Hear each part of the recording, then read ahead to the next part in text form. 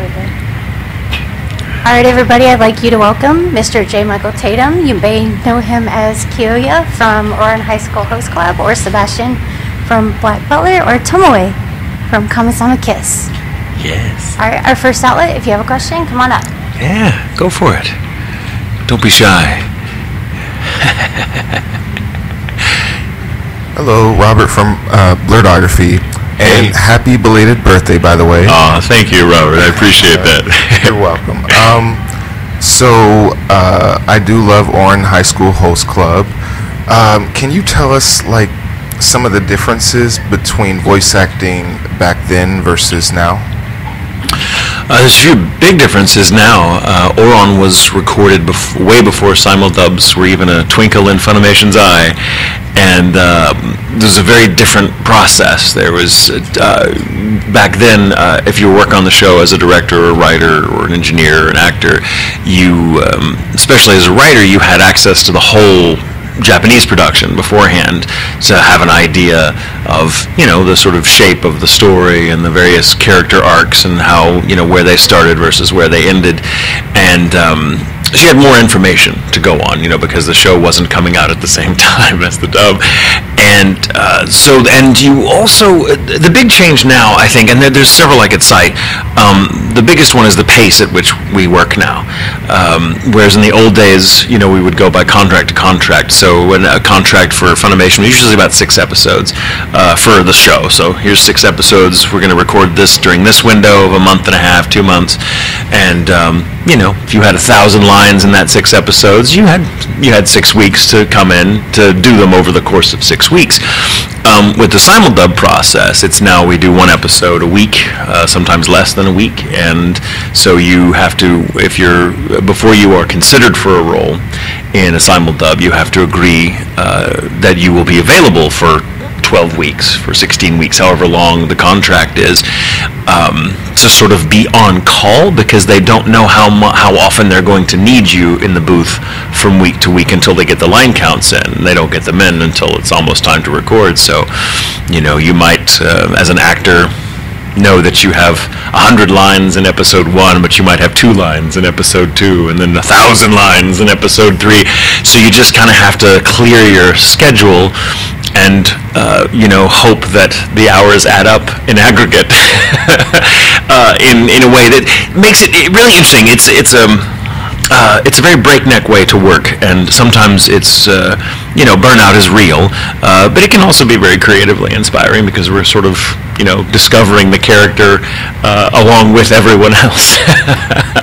But I guess the major change from my perspective is, back in the days of Oran and Black Butler and all that, you know, we had a pretty good idea what was going to be popular in dub as long as we got it right, because the show had been out in some form or fashion for the better part of a year by the time we get it to dub, and so we knew, for example, or had every reason to expect that Oran would be huge, and so they knew kind of how much marketing and money to put into everything.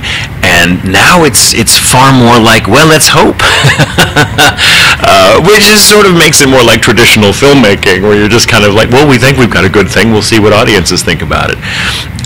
That's the big change. That's the big change, is now like kind of not knowing how it's going to do until it's out there, which is sometimes fun, sometimes not so fun. It just sort of depends. So, Thank you. Thank you. To kind of follow up on that, whether it turns out successful or not, you are in 11 of my top 20. Wow, lucky me. I'm JB of JB versus the World, and my question is, like, you've had a long list of characters, all of them vastly different. What do you channel to get to each different one? Because there's no way Irwin is like a Rikichi or like a Scar. Like, what do you do? Well, that's the illusion, I guess. You know, they are all just different facets of my own personality. I'm a believer in, I think, just in life, that you are what the situation makes you. You know, that you are, you know, you either rise to a situation. I mean, who knows what Erwin is like in his private life? Maybe he's just like Rikichi, but when he has to command a bunch of soldiers to go into battle, he's he's got to channel the sort of personality and the voice and the energy that will get those people moving. Whereas Rikichi doesn't have to worry about that so much, so he can be a little more vulnerable on day-to-day basis. So it's not so much that I am thinking about how different characters are. To me, they're all just me. They're different facets of my own personality that are brought out by the particular story that person is in. For me, I think a character is about it. They are who they are because of the pressures that the story is putting on them to be that person. And so it's a function of the environment they're in, and if I'm just as an actor keyed into what that environment is, the voice just comes out. I don't craft anything, if that makes sense. I just respond to the circumstance. It's like my teacher always says, I have an acting guru, Steven Anderson, who's my favorite teacher of all time, and I've had many, and he says, you can't play emotion, but you can play circumstance. And that's what you do. You can't fake being sad, but you can let the circumstances, the tragic circumstances your character is in, really affect you if you believe in them. And that's kind of what happens. So I suppose my range is just a function of me being very open to whatever the situation is I'm supposed to be in. And if I'm keyed into that, the character just comes out naturally. Does that make sense? That does. Thank you. Yeah, thank you. Hey, how you doing? I'm Good. Mark from Blurredography. My question to you is, when voice acting for, say, animation or film and then video game, is there a difference in how you approach voice acting for film and animation versus video games? There's some overlap, but there are differences. The key difference when, say, doing anime is that it's all dubbed. And so one of the things we have to be aware of is timing. The animation is in stone. We cannot change that. And, of course, the big challenge is, I'm feeling it. I want to say the line this way, and it may come up, but it may not work with the animation. It may not work with the timing that you have to fit the mouth movements, what we call flaps. And so you have to adjust. I think being an actor in a dub is more akin to being an ensemble musician, where you have to play expressively and hit the right notes, but you also have to be aware of the rhythm and the timing so as not to screw up everyone else in the ensemble. You can't be too individualistic. On the flip side of that is prelay stuff, like for video games or film or prelay animation here in the States. The difference is that you're given this freedom where you go into the booth and record. You might not even know what the character is supposed to look like. That may still be in development while the scripts are being written. So sometimes you have some storyboards to work with, often not even that. And for video games, it's rare that you even see the other dialogue around what you're saying. It's just a spreadsheet of lines that your character is saying, because it works differently in a video game because they're recording multiple possibilities. So you're doing every scene different ways, and the director and the lore master, if there's a lore master, there often is, and the writer have to kind of tell you, this is what's going on, and here's what you say if the player says this, here's what you say if the player instead says this. So you're recording all these kind of probabilities. It makes it very interesting, but you're also not having to match specific timing, so you have a little more freedom, and that can be very disorienting if you're used to having the framework of a dub to work in. I did dubs before I did video games, and so video games were a bit of a mystery to me because I had to go in and be like, oh, I can just say whatever. There's no animation to match yet. I just say the lines like I'm performing and on stage, but by myself. Okay. And I loved it, and I hated it at the same time because I like the structure of dubbing. That's kind of what I was comfortable with. And that's the major difference, though, is just the freedom versus the restriction. And they both come with a trade-off, I suppose. But, yeah. Does that make sense? Cool. Thank you. How you doing? Hello. Do you have a favorite line from any of the characters that you ever done? Something that kind of sticks with you. Yeah, there's a lot that sticks with me. I hesitate to say my favorite line, but I think the one that in recent memory that had the most impact is Commander Irwin's final speech. It's just a beautifully written speech. Aaron Dismuke, who adapted those scripts, it was just, sublime, and it was a great moment. I didn't know at the time it would have the impact it did. I know it hit me in the feels, and and it was really gratifying, very validating, in fact, to see people react to it and say, "Oh, Captain, my Captain," kind of thing. And I didn't know if you told me at the time I was recording it and crying like a 4-year-old that people would like bodybuilders would be coming up to my tail and be like, I listen to this when I'm deadlifting, and I'd be like, wow, you do realize that means you're about to die. But yeah, that last scene of Erwin's actually has had such an impact on me as an actor, and has connected me so much to that character in my own mind that I cannot bring myself to watch the show anymore after he died. And that's not because I'm salty about not getting work. It's just that I feel weird. I can't in good conscience know what he didn't get the chance to know. So as far as I'm concerned, I never made it to the basement either. And one day when I'm done grieving, I will watch the rest of the show, because I understand it's pretty baller, but not ready yet. Not ready yet. So thank you. So I have had the wonderful experience of working with someone in the same field as myself. I looked at Mr. McInnes's line of work. I looked at your line of work. They are so huge, so there has to have been some crossover. Do you ever get to talk about your work, or geek out, or be a fan of each other's work? Oh, all the time. I mean, we're a married couple, so we get the same auditions. We'll frequently ask each other's advice, like, can I get you to hear this read and see what you think? And I'll be like, ooh, try this, and he'll do the same thing for me. We've gotten to be in shows together, of course, over the years, and that's always super fun, because I love hearing him perform, and it's always I'm a big Meisner actor, which means I'm very outward directed, and my performance comes a lot from the person I'm acting off of. That's just kind of a staple of Meisner technique. And so whenever I'm in a show with Brandon and I get to work off of him, I know I know it's going to get good work out of me, because his performances are always so great, and it's just so beautiful to listen to. But yeah, we totally nerd out for our stuff. I mean, we're both in Fire Emblem together. How cool is that? And then I'm not much of a gamer, but I do like to watch him play it, and he'll play it. I'm like, oh baby, you sound so good. He's like, you're such a tank. Yeah, it's super fun. It's super fun. And of course we have friends in the business too that we've known for years, that we either know because we've worked with them or we've known the con circuit. And a great example that I'm very happy about recently is the wonderful actor and teacher Richard Horowitz, who has been an inspiration for me for years. And I've known him for quite a long time and think he's delightful, but we've never worked together before. Our paths had never crossed in studio. But we're now both in the new Star Wars game together, and we share many of our scenes together, and that's a highlight of my career. Like, finally, after all these years, I get to work with Richard Horowitz. That was super fun. But oh yeah, we're total nerds for what we do. Thank you so much. Thank you. All right, so I totally hit a PR while listening to Erwin's speech before. I love hearing that so much. That was totally me. So what is a dream character that you wish you could...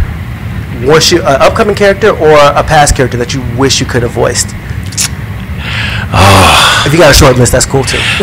I don't want to be coy, but let's just say there's a dream role that I got, and it'll be coming out later this year, and I'm very, very excited about that, and that's all I'm going to say.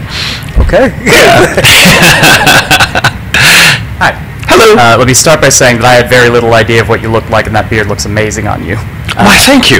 Welcome. I'm Brian from the Explanation Point YouTube channel. I am very interested in adaptation and translation, and what I'd like to know is, do you, or did you, back before the days of simul-dubs, ever look at a Japanese voice actor's performance for inspiration, or different ways of doing delivery? Yeah. And are there any good examples? All the time. When there's so many examples, but the one that springs to mind immediately is the Seiyu in Steins Gate, whose name at the moment escapes me. Forgive me. It's Sunday at a con, and I'm like, it's that guy. But I got to work on the adaptation with Patrick Seitz, the scripts, and so of course I was very familiar with his performance because I was writing the adaptations to it.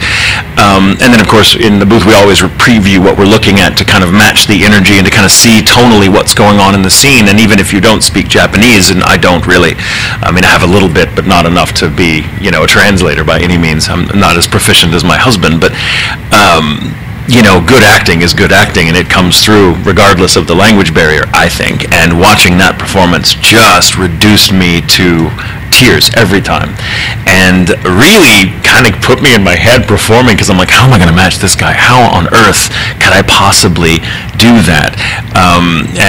But in a weird way, that challenge really, I thought, helped me perform, because it gave me something to work against and through. But yeah, I'm frequently, especially a character like Okabe, he's so strange and he's so larger than life in so many ways that it's like, how do you say this line? How would I breathe life into that line without making it sound ridiculous? Because it should be ridiculous, but it also has to come from a real place, because it's not meant to make the audience laugh. It's meant to, give us some insight into how his mind works. And so I'm like, how do I do that without reducing it to a joke? And I would always watch the Seiyu and be like, that's how you do it. Yeah, so frequently. Well, you pulled off Okabe amazingly. Thank you very much. Thank you. The Japanese was a huge help. How's it going? Good. How you doing? Thank you so much, Victor, for what you do. I really appreciate it. Thank you. So my question for you, my name is Glenn, by the way. I'm with Complete Nerd Authority. So my question to you, what was your experience on Attack on Titans? I don't know if anybody asked that question. I kind of came in late. But I have so many stories from Attack on Titan. So let me kind of paint a picture for you, if you like. I got to work on the first 2 seasons as the lead adaptive writer. Mm-hmm. So I read ahead in the manga, which of course the show follows pretty religiously. At least it had up until the seasons when I stopped watching it. Love-hate relationship, I understand. What's that? Love-hate relationship, I understand. Well, it's one of those things where, I wrote the first, or helped write the first 2 seasons, the adaptations, and then Aaron Dismuke took over for season 3 and is still the lead writer for it, if I understand correctly. And but I loved working on it. I loved coming in every day, and not every day, but every time I had to come in to record Commander Irwin was always a great experience, because I love working with Mike McFarlane, who's one of my dearest friends, the dub director. He also plays Jean Kirstein in the dub, beautifully, I might add. And every time I would come in, Mike is very military, and when he directs it, he kind of takes on the persona necessary for the show he's directing. So for Attack on Titan, he's a little like Commander Irwin when he's directing me, which is perfect, I think. But I don't often read ahead or do much research into the roles I'm playing, because I want to be surprised. I want my reactions to be genuine. So I don't like I don't like going and knowing what's happening, because I think I don't know, it gets in the way. I get in my head about it.